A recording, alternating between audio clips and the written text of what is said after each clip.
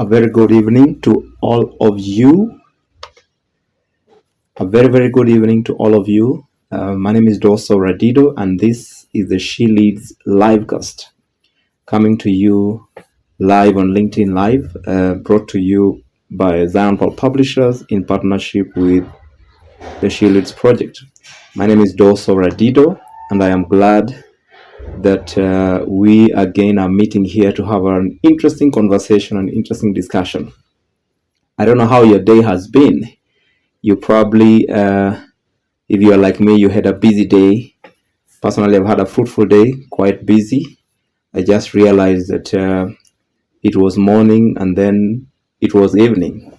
That means my table was full, but I'm happy I was able to achieve what I needed to achieve for today. How was your day? Did you enjoy your day?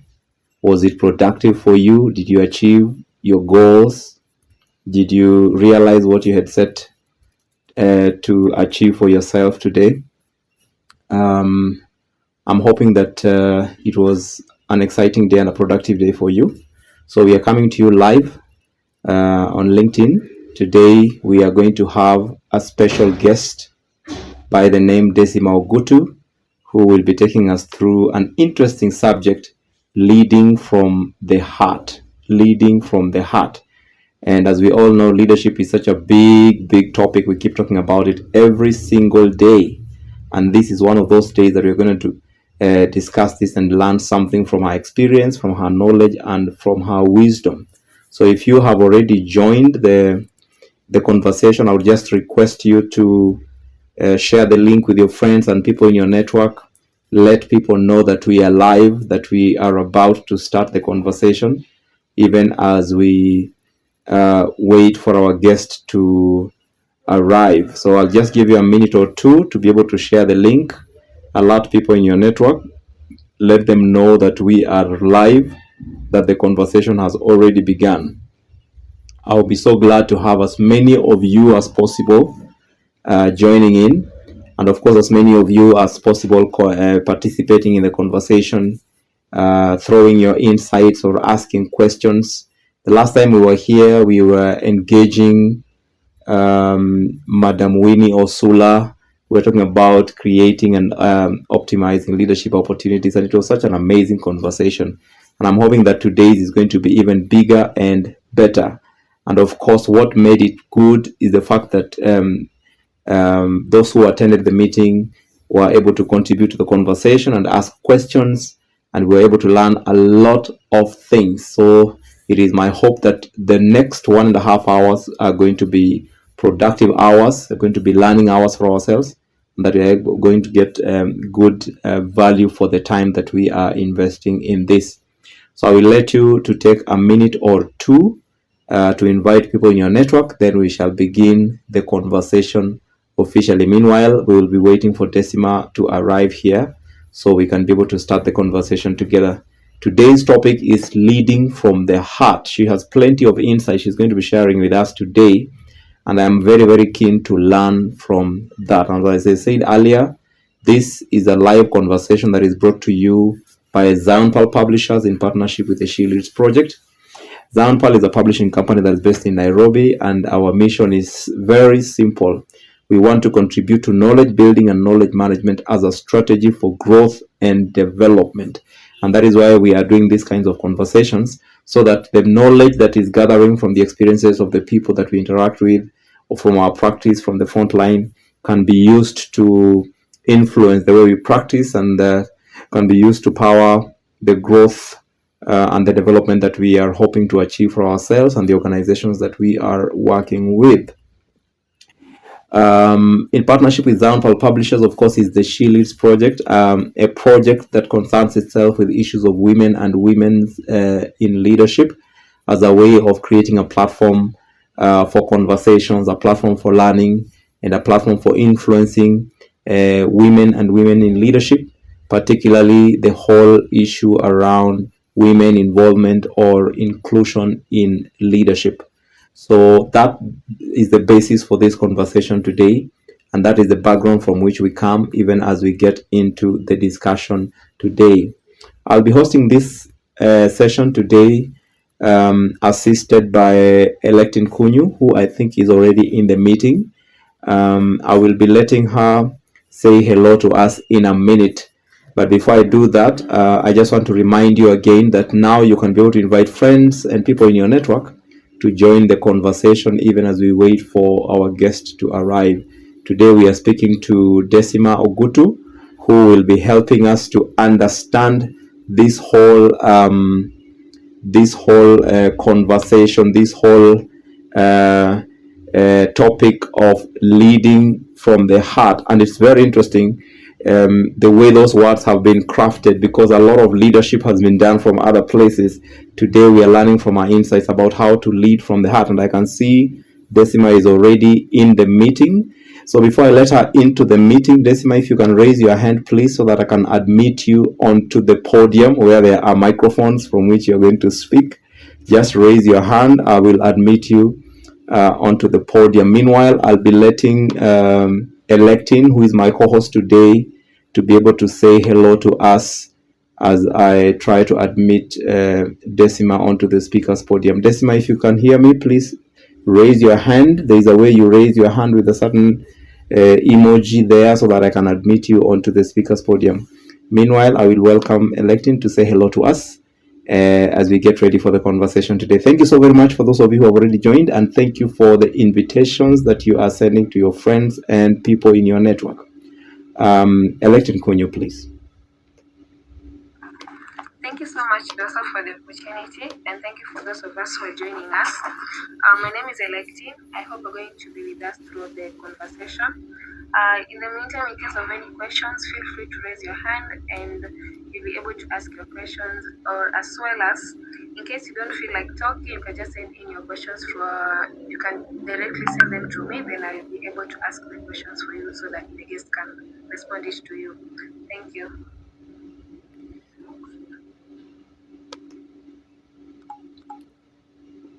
Well, thank you so very much. Thank you so very much, Electin. I can see Decima is trying to seek for some guidance here. You will allow me to admit her in the call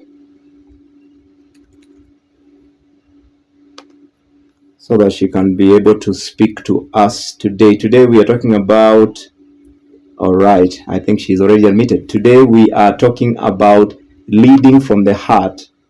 Decima, if you can just jump back onto the speaker's podium. You were there a while ago, a second ago, then you jumped out. You will only be able to speak once you have been admitted as a speaker. So if you can join as a speaker, then that will be good. Or if you can just raise up your hand using that sign, the emoji sign, then it's going to be possible for me to admit you as a speaker. That is, you're the person we're waiting for before we officially begin. If you can hear me, Decima, that will be so good. Meanwhile, as she gets ready to join the speaker's side of the conversation, I want to thank you so very much for sparing time, for coming in, and for inviting people in your network. Today, we are going to have an exciting time because the topic of the day today is an exciting topic. It is a topic that is passionate. For me, I'm so excited about it. Just combining the two aspects of leading and then the heart, because a lot of times leadership is such a dynamic process. Sometimes you find yourself moving in directions that are generating more heat than the expected results that somebody wants. Decima, if you can hear me, just raise your hand. Click that raise hand something, then I will admit you onto the speaker's podium. I think Decima is having some small challenges here, but in a minute or so, we should be able to have her admitted. If you can hear me, Decima, just do that, then I can admit you. Yes, now you are among the speakers. Please don't move, just stay there. Oh, she keeps coming in and out. I don't know what is going on her end. I will try to fix that. Meanwhile, thanking you for joining the conversation, and asking you again, if you can, alert people in your network, alert your friends, tell them that we are live right now. that the conversation has begun. The speaker is in the house. All the moderators are here. The audience is growing big by the minute, which is very exciting. I can see faces that were here even the last week. Clarice, thank you so much for coming. Peter, thank you. Evelyn Kisao, I can see you there. Janet, I can see you. Wangeshi, I can see you. Violet Musau, Duncan, thank you so very much. Thank you, all of you, for coming in. This is what makes this conversation exciting. I think now we have Decima. Decima, if you can unmute your microphone and confirm for me that you are able to speak from wherever you are. Say hello to the people, and then we will start the conversation immediately. Yes. Good evening, and apologies for joining late. Technical issues, but I'm here. Wow, that is so good. So good to hear your voice. Now the pressure that was on me is already gone. I was now wondering what happens if she does not talk. I'm a ghost. This is so good. Thank you so very much for sparing time and bringing your resourcefulness in the room. We are here to listen to the wisdom that you have from the experience that you've gathered along the way. And we are so excited. The topic itself is so inviting and exciting, and we are not going to waste any more time. But before we go into the discussion, allow me to just introduce you properly the way it's supposed to be done, so that everybody gets to know why are we even talking to you today. Why are you the one that is given the podium to speak to us? So Decima is an experienced and dedicated HR leader who has over 20 years of experience in human resource management, talent development, and executive coaching across diverse industries and regions. She is also a certified executive coach who has demonstrated passion for empowering individuals and teams to unlock their full potential. Other than that, she's a certified divorce coach and professional mediator. She's also a committed diversity and inclusion expert and practitioner, and has been actively involved in successfully rolling out initiatives across Africa and the Middle East and fostering collaboration and productivity among diverse teams. Beyond this, she serves as a full member of the Institute of Human Resource Management in Kenya, a founding board member of the Management Consultants Association of Kenya, and a past president of ICF Kenya, that's 2022. And she is also an honored member of the ethics community of the International Coaching Federation and holds the designation of associate certified coach. So that is Decima for you. Her heart is full of many beautiful feathers. So Decima, thank you for sparing time, and thank you for coming into the meeting. Welcome. I don't know if you have a word to say before we start firing questions to you. No. Thank you for that intro. Yes. And of course, I'm truly grateful and honored to be here. Yes. And of course, to be part of the SheLeads Volume 2. Mm-hmm. And other than just sharing my personal journey when it comes to leadership and some of the things that I've done in my life that I feel have been positive. Yes. And of course, through sharing, people learn and can borrow. Mm-hmm. And lives can be changed by just listening to people's stories. So I'm happy to be here. Grateful. Wow, thank you so very much. Thank you so very much. We are eager to learn from what you know and also from each other, because I know the discussion is going to be open to all the participants that are in the meeting today. So as I was said earlier, if you have any question and you want to ask it, we will give you an opportunity. You just need to raise your hand. But if you don't want to speak, you can send your questions to Electin Kun, who is my co-host today. Then she'll be able to read it out so that we are able to pass them to Decima for answering. So Decima, you bring us around the table so we can talk about leadership and leading from the heart. Help me understand, what do you make of leadership? What is leadership to you? How do you define it? How do you understand it? I think there's so many definitions of leadership, but for me as an individual, when we talk about leadership and you stand on a podium or you sit around people and you say, I'm a leader in one area or that, what I look for is what do you bring to the table? So that is the inspiration part of it. What inspires you to even call yourself a leader? Leadership is also about being visionary. So, what is that bigger picture that you want to convince me or to help me see, so that I can listen to you and want to follow or emulate you? Leadership for me is also about walking the talk. So if you talk about your values, if you talk about the things that you stand for, can you convince me or can you show me that you are actually living in those lines? So it's not a typical definition of leadership that is in the books. For me, it's more centered around behavior, beliefs, and also being able to inspire and want to make the people around you.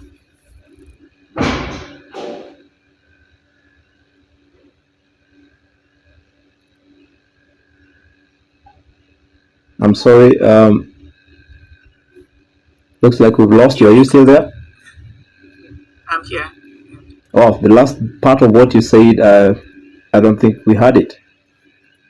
Oh, I said that for me, a leader is someone who demonstrates what they say, so walking the talk, and of course, convincing people that whatever it is that you stand for, you can actually demonstrate and they can emulate it, and they can actually attest that you're typically living what you are trying to tell them. So leadership for me is more about visionary and inspirational, capped with values, beliefs, and behaviors. Wow, that's powerful. Sounds like you're defining it from the functional side of it. I like calling that functional definition of things. Looking at things from how they look like when they're doing the things they're supposed to be doing. Then you talk about leading from the heart. This is an interesting combination of words. Why are you concerned about the heart? The heart is an organ, right? And my question is, what does the heart do to you? Yeah. Huh? Everything around your body is centered in the heart. Yes. When your heart stops beating, we literally say that you're dead. If there's a blood clot in your heart, you are rushed into hospital and you will definitely be a priority within the medical institution. When you encounter, I don't know, I'm not a Maasai, but if a lion was to jump on the road, what would happen? My heart would start racing. Yes. If I'm feeling, if I'm in a space where I'm feeling happy, I'm excited, something great is happening in my life, you actually feel it from your heart. Your heart will race. So when I talk about to lead from the heart, it means that leadership starts from your heart. And the heart, unfortunately, is one of the organs, just like the brain, the lungs, which we cannot see. And when you speak, or when you look at people, or when you walk, when you talk, gestures, people can actually tell what your heart is. So if my heart is racing, then you can easily pick that from my words and how I speak. If I'm overjoyed, then you will see it in my smile, you will hear it in my tone. When I'm sad also, you will experience the same. So for me, leadership is at the heart of everything that we do. Hence the title, to lead from the heart. That's powerful. Reminds me of the verse in the Bible which says, guard your heart with all diligence, because out of it flows issues of life. Is this the same thing you're trying to say, that leadership issues flow from the heart? Not only leadership, but I think life's happening flow from the heart. Wow. And leadership is just one of the elements, yes. That's so powerful. And we can't talk about the heart without mentioning this whole idea of authenticity. And you have talked about authenticity in your article. I was reading the article that you did for SheLeads Volume 2, and authenticity is one of those big things that you're talking about when it comes to leading from the heart. Why do you think authenticity is so important in leadership? I think a number of times we've met people who say, when you're asked to describe who you are, they'll say, I'm authentic. I think it's easy to use the words when we say, this is my authentic self, because then it's about being true to yourself. And the version of being true to yourself might not be the version that the world wants to see. So then my question is, what is the cost of being inauthentic as a leader? So we talk a lot about being authentic, but what is the cost of being inauthentic? And we've witnessed that across the board. And of course, we see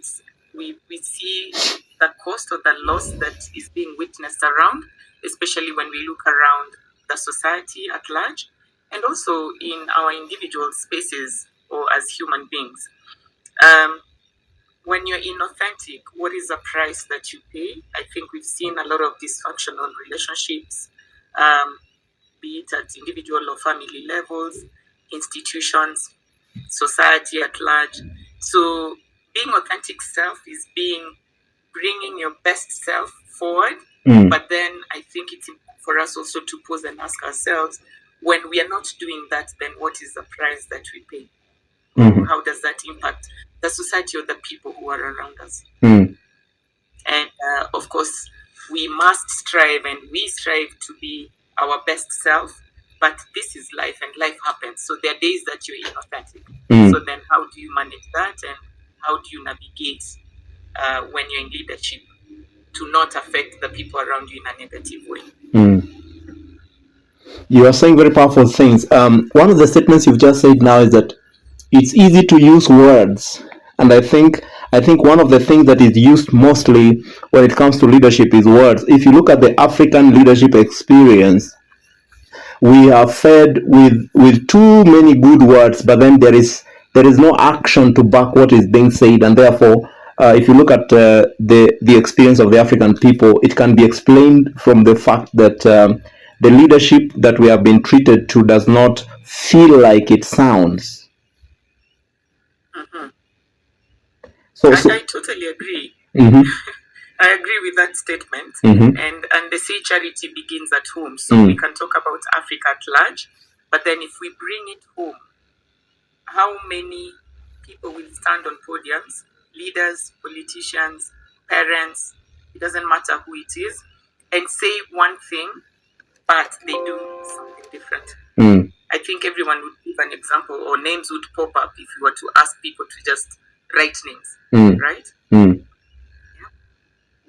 But so it is a problem that we have in the society where people think they're authentic, but you're authentic when it suits you and not as a way of living. If we were to take that into the Western world, what we see is people challenge. So if you say you're going to do X, Y, Z, and you do not deliver, then people will ask you, and they will pull out clips and remind you that this is what you promised us. But then because and I'm stereotyping here, I think when we are inauthentic, then we cannot also hold people to their highest value. We can't.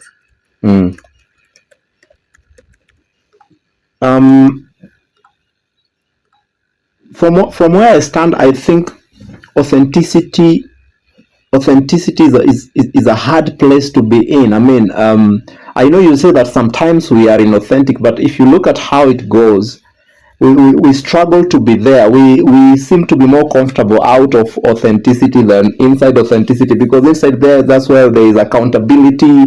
That's where there is what you're calling brutal honesty. You're going to talk to us about brutal honesty, and I have a question around that. So,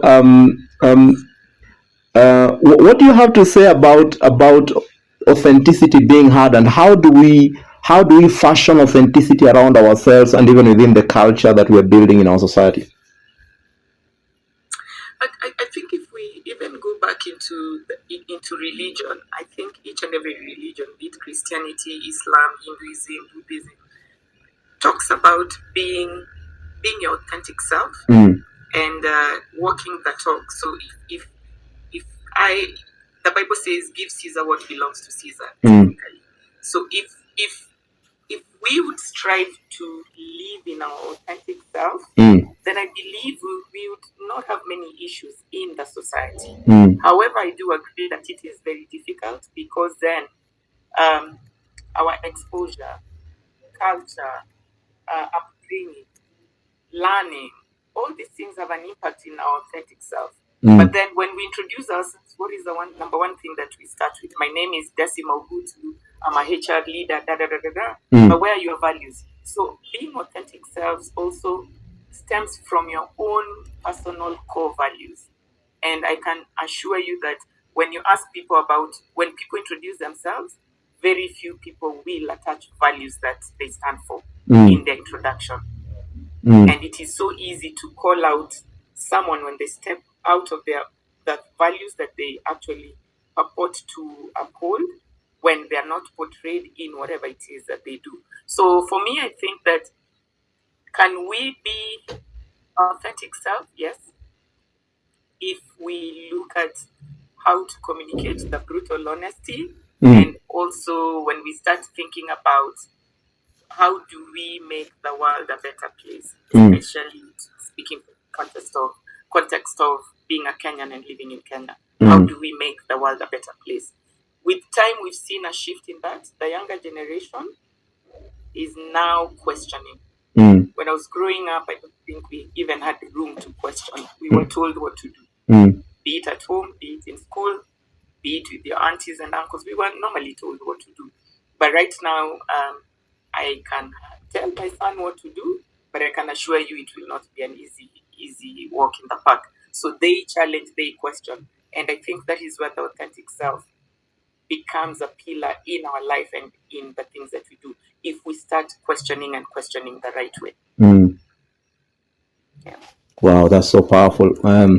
Personally, I'm already getting challenged by what you're saying. I don't know what people feel about what Decimar is sharing with us today.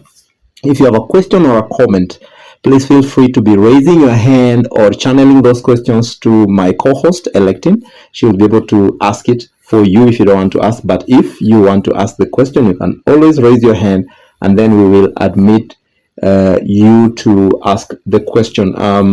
Anytime you feel like there's a question, feel free to raise your hand. We should be able to allow you space to ask that question.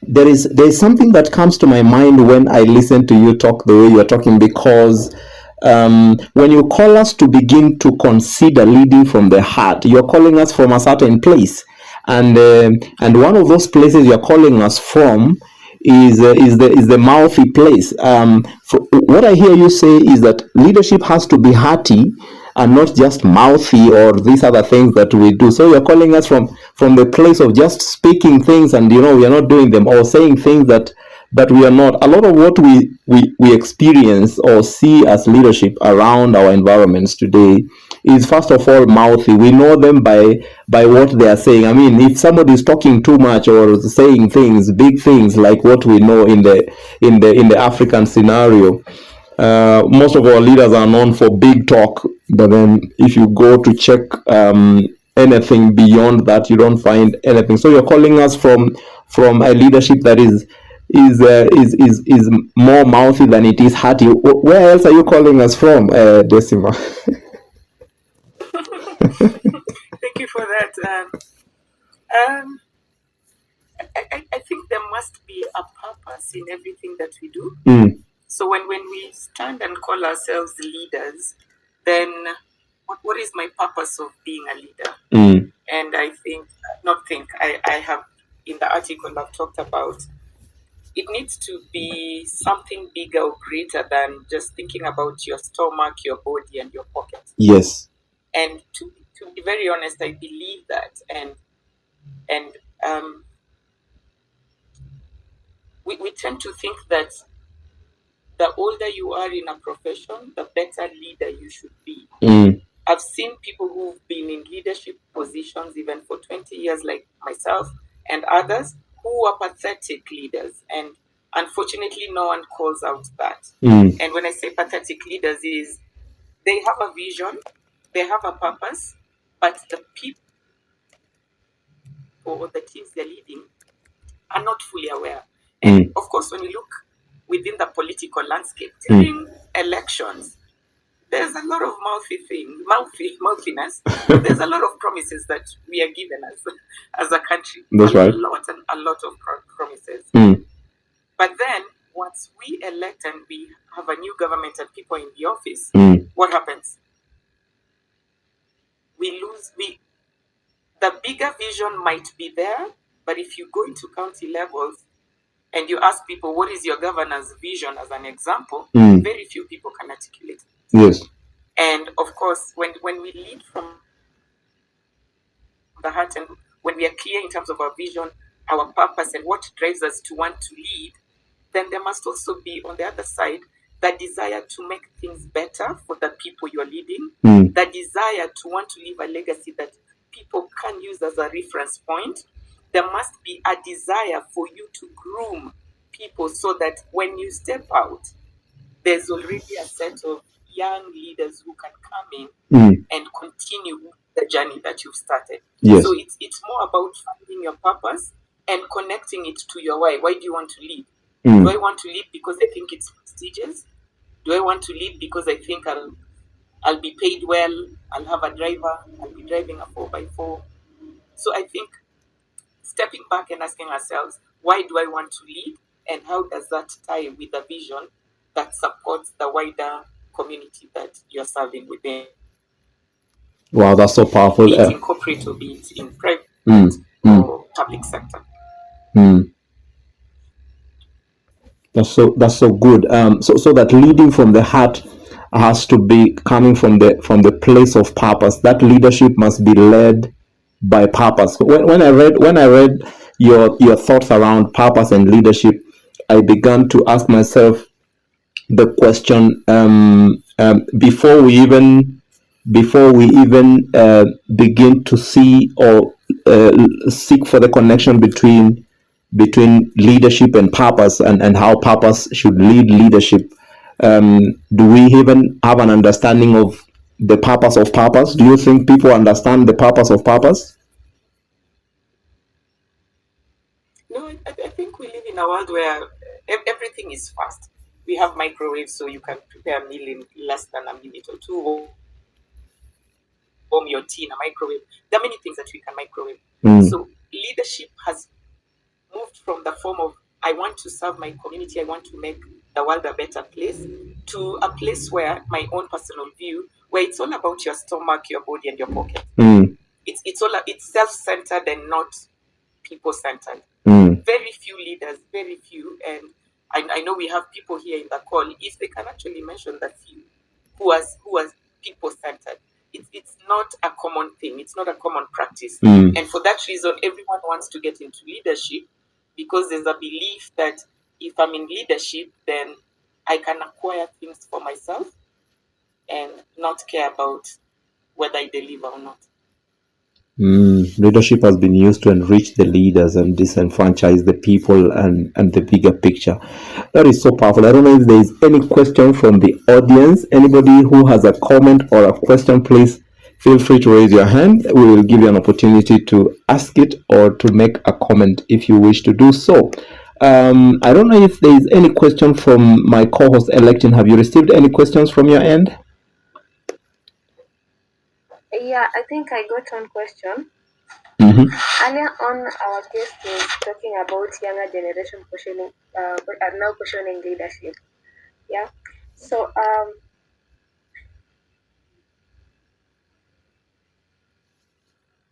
Sorry, looks like we've lost you, Electin. right now, like, why are they questioning the type of leadership that we are now having, or rather we are experiencing at the moment? Would you kind one? Yes. Sorry. We lost you at some point, Electin. Is it okay if you repeat the question? Oh, you didn't get my question. We lost you at some point. Like earlier on, Madam Decimar said that at the moment, younger generation are questioning the type of leadership that you are having. Why do you think that you've gotten to a point that now leadership in a way interests the younger generation, and why are we having them question the type of leadership that you're having at the moment?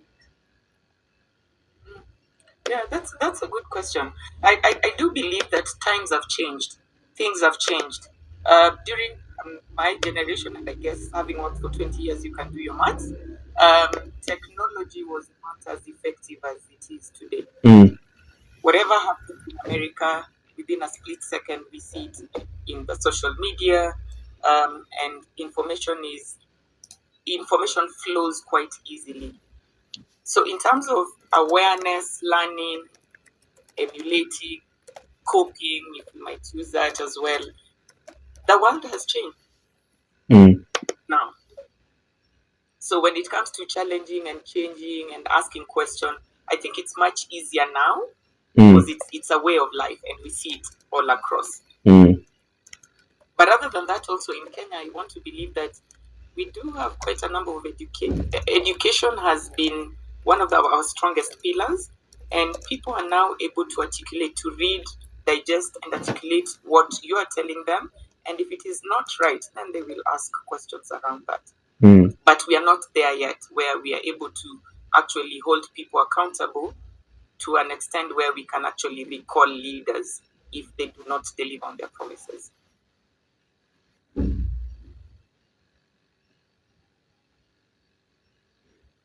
Okay. Election, was that the only question you had? Yes. All right. Thank you so very much. Now that is it ties very, very closely with the issue of course, accountability in general and honesty, to be specific. I want you to take us through this whole concept of brutal honesty, because if you tie this to the question that has just been asked about the younger generation questioning, and I think the whole idea of questioning, it has become a way of life these days, because people have access to a lot more information. There's a lot more freedom. There's a lot more confidence in terms of interrogating issues and asking questions, etc. So we find ourselves in this space where honesty is very key, and brutal honesty is very important as part of accountability. Take us through your understanding of honesty and how we should navigate honesty in this whole space of questioning and seeking to be accountable and transparent with each other, to the leadership, and of course the leadership to ourselves as well. Thanks for that. Well, when we look at the word honesty, the opposite is dishonest. So, who's a dishonest person? A dishonest person is someone who will stand in front of you and tell you that this picture is white, yet you can clearly see that the picture is black. Or they can promise you that I can easily turn a black picture into white, and you know that it is not possible. It's not easy to do that unless you're a magician or you pour chemicals into a canvas. There are many ways you can do it, but in layman's term, if you say this is black and then you show me white, you are a dishonest person. Honesty is a value. Honesty is a value. And I had alluded a bit about intro when people introduce themselves.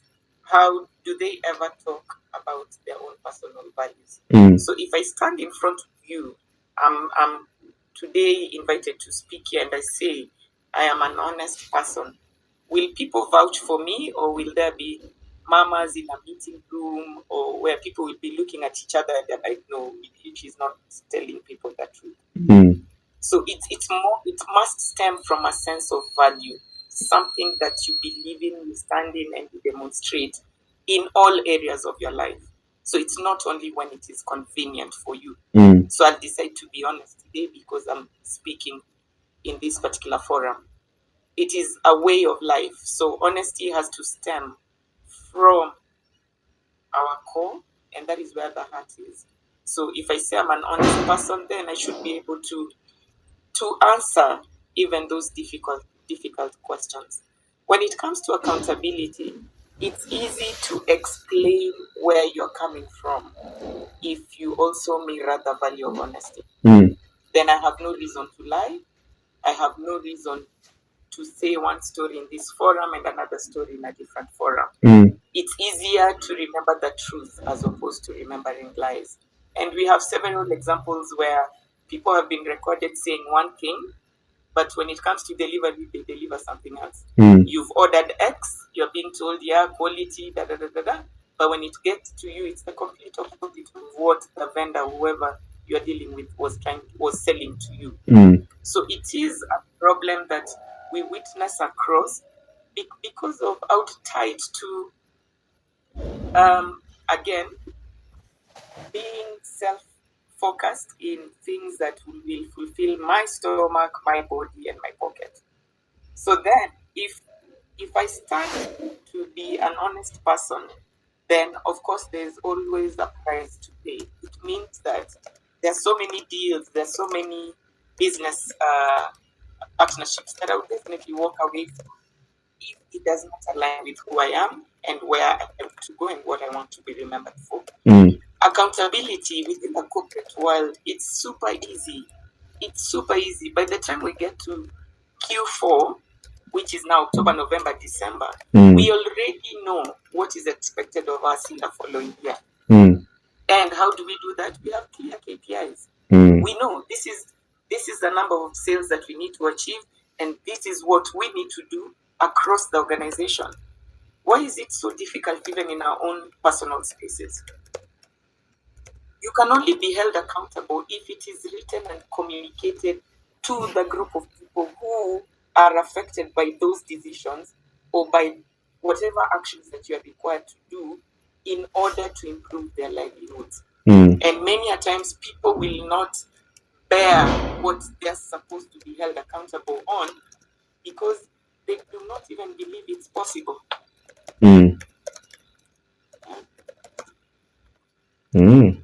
Well, what you're saying is provoking a lot of questions in my head. This is what is in my mind when you are speaking. Honesty is best practiced first as a value, and then of course it can be institutionalized when we set up structures and systems of transparency and accountability so that it is not difficult to practice honesty, because sometimes left alone, many of us would not be able to take honesty as a value because it was not inculcated in us. So it is a foreign thing. It has to be demanded. So we have and we do that very well. Yes. In institutions. We have policies, we have code of ethics, we have code of conduct that we hold people accountable on. Yes. And so there is in my mind, I'm beginning to imagine two forms of honesty depending on the direction or what triggers it. There is proactive honesty, which largely probably is driven and comes from a place of value. It's a virtue that somebody has embodied in themselves. And then there is reactive honesty, where you will say the truth because we have forced you to say the truth. If we don't force you to say the truth, you are not saying it.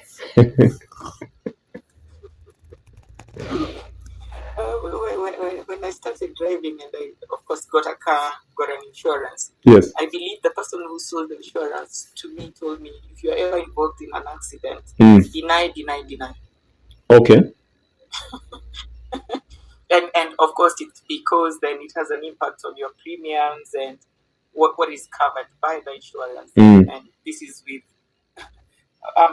I do respect the insurance industry, but I was young and that is what I was told.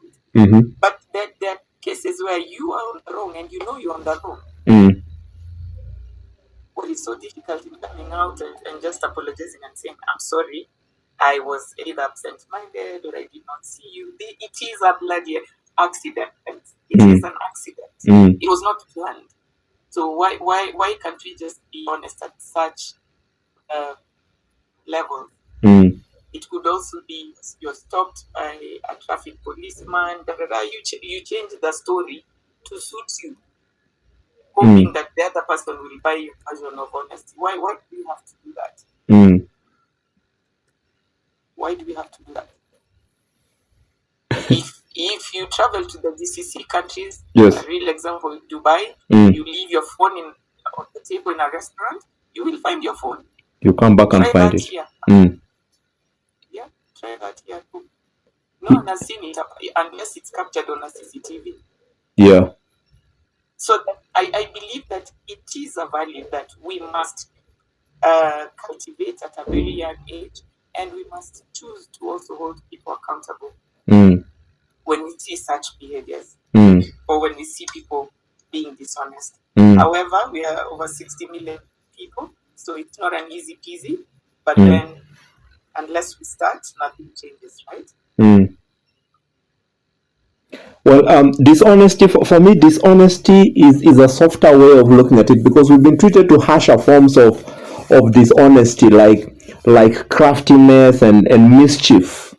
And if you look at a failing leadership, they don't just practice dishonesty; they actually come in there with mischievous strategies and crafty ways of circumventing things. And I think when we talk about the troubles of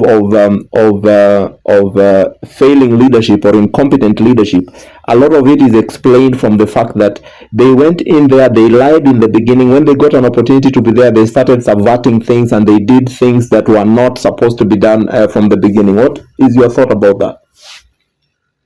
Yeah, when we started this conversation, you talked about being mouthy, Mm.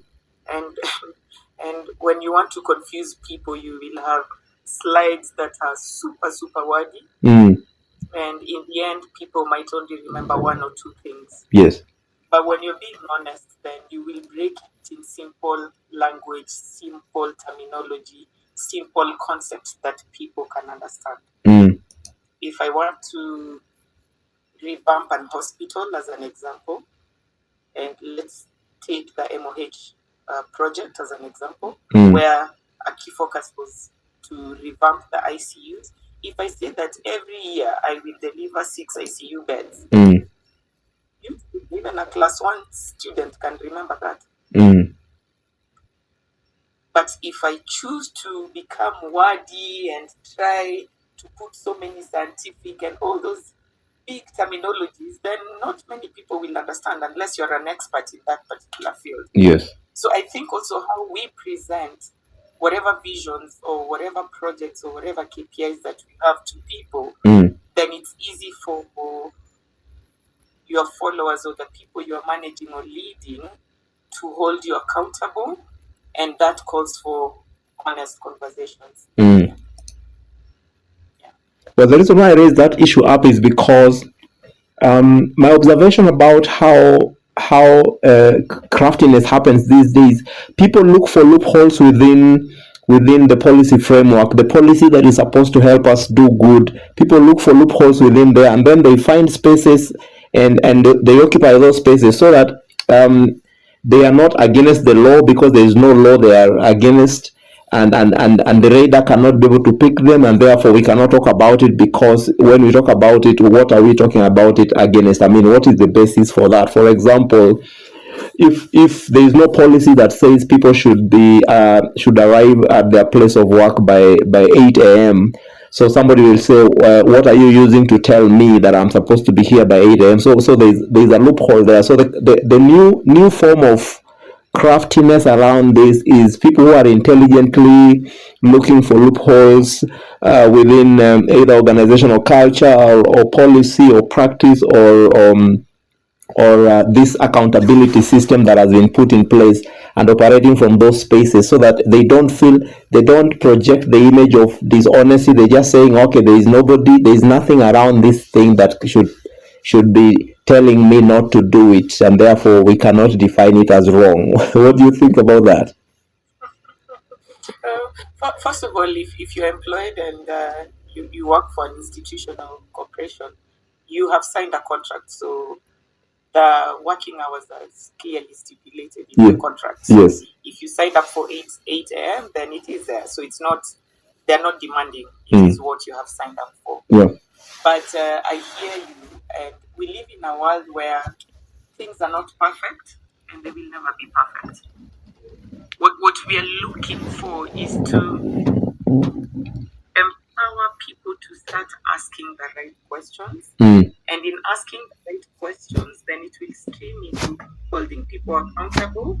And when we hold people accountable, then we will begin to see results that will be beneficial for all of us. However, having said that, we will always have extremes. There are people who will just sit and look for loopholes in a system. Yes. And there's nothing much we can do. I believe that is part of life, and we cannot all be the same. We must allow people to be. We cannot all be penguins.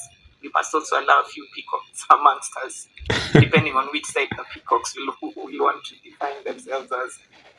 Wow, that's so good to hear. I don't know if there's anyone in the audience who has a question or a comment about what is going on here in this discussion. I would want to know what you are all thinking about. So if you have a question or a comment, please raise your hand. I am now going to give you time to ask it or make your comment. Anyone in the audience with a question or a comment, please raise your hand. I will let you do that. Meanwhile, let me see if Electin has received some other questions. Over to you, Electin. Thank you so much.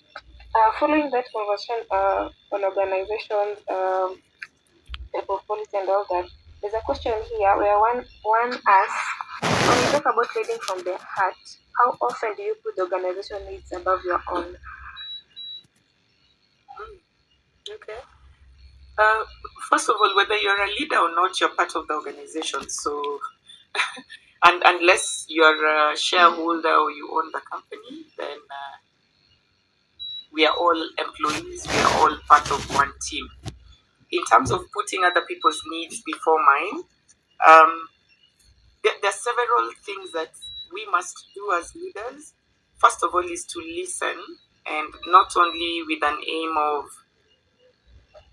not just for the sake of listening. For me, listening means that you actually take time to listen to what is being said and also what is not being said. And of course, inviting the same group of people to help you craft solutions that will be in their best interest. So it's not only about us telling people what to do, but inviting them to help us be part of the solution in addressing any areas that they feel uncomfortable. I guess it's easier for me because I've worked in multinationals, and the way the institutions are set up is in a manner where we want to empower and to bring people to the table and also to foster inclusive leadership. In the public sector, I'm not sure how it works. I do not have experience there. But then I do know, and I've had stories where organizations are just thinking about profitability. They don't really care about how you get the numbers. So ethics, governance, policies are not respected.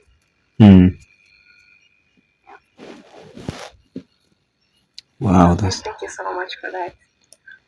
That's so insightful. Any other person in the audience that has a question, please feel free to raise your hand. I will give you an opportunity to ask. We are now doing 8:22.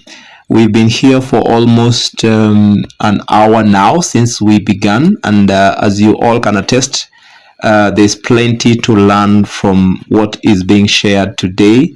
And as I said earlier, today we are looking at the topic leading from the heart, speaking to Decimar Ogutu, who is helping us to understand this. And plenty of insights have been shared so far. Thank you so much for the reactions that are already coming in. I can see a few people appreciating what has been shared so far. We really appreciate you for that. There is something I want you to speak to here. Leading from the heart. I want us to talk about the energies of leading from the heart. There is something you speak about, reacting versus responding, and I'm calling it the energies of leading from the heart. And I think one of the things that leadership does is to send energies into the environment and send energies into people, whether vision energy or purpose energy or goal energy or change energy, whatever kind of thing people want to realize with their leadership. You talk about the importance of responding and not just reacting. When you're leading from the heart, responding is premium. It's more valuable than reacting. Help us put this into perspective, please. Yeah, when from a scientific point of view, when we talk about the vibrations of frequency, when people are happy, people are joyful, people exude love, then we say that you're operating in a frequency of 500 plus. And when the contrary happens, where your energy levels are low, you're angry, fearful, lack apathy, then you're operating at 150. And when I started, I talked about the heart. When you're happy, even if your heart is racing, it's racing for a good purpose, and that will radiate in face and even how your blood flows. Yes. When you're fearful or angry, your facial expression will definitely change, Mm. and people around you might be scared of who you are. Mm. So when we talk about being fully present, I believe that it ties in with listening skills. Mm. So a number of times we want to listen from a point of responding when people speak to us. Mm-hmm. And over the years, I've learned through the coaching work that I do that, and anyway, we are taught in coaching that you must be an active listener. An active listener is someone who's present. You're not distracted by anything else. You're listening to what the person is telling you. You're picking from their energy, tone, body language, facial expression, and you're also looking at how they're utilizing the environment that they're in. So if I'm pacing up and about and I'm talking to you, you will definitely know that something is not right. If I'm seated in a chair and I'm smiling and my tone is soft and I'm articulating my words clearly, you will know that that is something that I'm truly passionate about. So when it comes to listening, for me, the most important thing is we need to get into a space where when people are speaking to us, we are on this other end where we welcome the ability to receive what is being said, to welcome them the way they are, and to accept whatever it is that they're telling us. I don't have to agree or disagree, but in accepting what you're telling me, what I'm creating an environment where you can actually be your true self. And I believe also that human beings want to be seen, to be heard, and to be appreciated. And you cannot do that if you're not actively present and listening to what is being said. Yeah, I picked a line from your write-up. You're saying that listening, when we listen well, it's a form of invitation of the people who are listening to us into our spaces.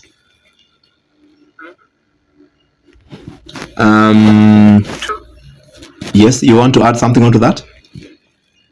Yeah, and when you do that also, you build trust. Because then why should I speak to you and not Peter as an example? Why would people gravitate towards you and not the other person? When you actively listen and you create that healthy space for them, then you build trust and you foster a healthy relationship within the communities that you're serving and the people you are with or with. That's so powerful. So there's a way you listen, and it turns out to be more than listening. It's a trust building process. It's some kind of inviting energy that you are releasing into the environment that makes it possible for you to connect with the people. And this is very important to really talk about as a leader, because sometimes the way we listen so that when we find the gap to respond to the issues that are being said, I mean, we are waiting for somebody to stop talking so we can talk. So that you can negate or share your own ideas. But then when you listen from an authentic self, where it's not about you, it's about what the other person feels as an individual, then I want to believe that we are creating space for people to be their true selves. And if you have siblings, friends, if you're a parent, when a child is talking to you, just stop whatever it is that you're doing and look at them in the eye. Listen without necessarily quickly interjecting or offering unsolicited feedback. At times we just need a space to talk, and we need someone to listen to us. And then you can offer a solution if need be at that particular time. Oh, that's so good. And when it comes to listening, it's not just about picking the sound. Sometimes you listen to the situation. I mean, you listen to the ground. Sometimes we know lately we've been hearing the phrase, the situation on the ground is different. So sometimes as a leader, you listen to everything, right? You have to listen to everything. If I'm telling you I'm happy and tears are rolling down my eyes, don't you think there's an opportunity for you to maybe ask a question there? So it is all about looking at things holistically. So when people are talking to you, look at them, just the connection in terms of just staring people into their eyes, that gives them a sense of I am important to this particular person.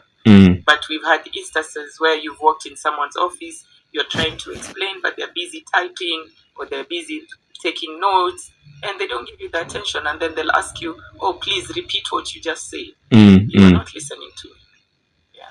Wow, that's so powerful. That takes me back to the question that I asked you earlier about the energies of leading from the heart. And one of the things that you talk about here is the place of effective communication and the power of that. Help us put into perspective communication, effective communication. Now, this time around, I think what comes to my mind now is now the signals that we send, either in form of words or nonverbal behavior, etc., etc. Yeah. When I looked at communication, I believe that I've dwelt a lot in giving better feedback. We can all communicate. We are communicating. There's a lot of articles, materials on communication where there's a receiver on one end, there's someone who's communicating. So I believe that we are all aware of that. I think where I see an opportunity for people to lead from the heart is to develop the ability to give better feedback. And of course, giving and receiving feedback is part of the whole listening process. And it has to be timely.